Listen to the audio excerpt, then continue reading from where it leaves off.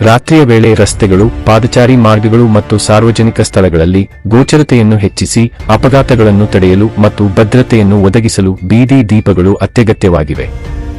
ಬೀದಿ ದೀಪಗಳು ಸರಿಯಾಗಿ ಉರಿಯದಿದ್ದರೆ ಅಪಘಾತಗಳು ಹೆಚ್ಚಾಗಬಹುದು ಮತ್ತು ರಾತ್ರಿ ವೇಳೆ ಓಡಾಡಲು ಸುರಕ್ಷತೆಯ ಸಮಸ್ಯೆ ಉಂಟಾಗುತ್ತದೆ.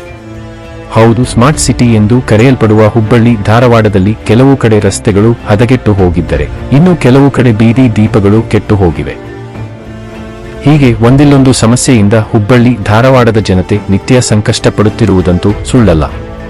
ಅದಕ್ಕೆ ತಾಜಾ ಉದಾಹರಣೆ ಎಂದರೆ ನಮ್ಮ ಹುಬ್ಬಳ್ಳಿಯ ಪ್ರತಿಷ್ಠಿತ ವ್ಯಾಪಾರ ಕೇಂದ್ರ ಎಂದೇ ಬಿಂಬಿಸಲ್ಪಡುವ ವಾರ್ಡ್ ನಂಬರ್ 65ರಲ್ಲಿ ಬರುವ ಮೆದಾರ ಓಣಿಯಿಂದ ತುಳಜಾ ಭವಾನಿ ವೃತ್ತ ದಾಜಿಬಾನಪೇಟ್ ರಸ್ತೆಗೆ ಹೋಗುವ ದಾರಿಯಲ್ಲಿನ ಕೆಲವು ಬೀದಿ ದೀಪಗಳು ಕೆಟ್ಟು ಹೋಗಿರುವ ಪರಿಣಾಮವಾಗಿ ಸಾರ್ವಜನಿಕರು ಕತ್ತಲಲ್ಲಿಯೇ ಓಡಾಡುವ ಪರಿಸ್ಥಿತಿ ಎದುರಾಗಿದೆ.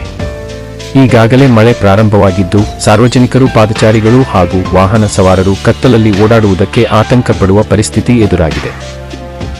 ಮತ್ತೊಂದು ವಿಶೇಷ ಏನೆಂದರೆ ಪಾಲಿಕೆ ಸದಸ್ಯೆ ಸುನೀತಾ ಪ್ರಕಾಶ ಬುಡಬುರೆ ಅವರ ನಿವಾಸದಿಂದ ಸ್ವಲ್ಪ ಅಂತರದಲ್ಲಿಯೇ ಈ ಪರಿಸ್ಥಿತಿ ಉಂಟಾಗಿದ್ದರೂ ಕೂಡ ಸಂಬಂಧಪಟ್ಟ ಇಲಾಖೆಯವರು ಹಾಗೂ ಮಹಾನಗರ ಪಾಲಿಕೆಯವರು ಇತ್ತ ಗಮನ ಹರಿಸದಿರುವುದು ವಿಪರ್ಯಾಸ.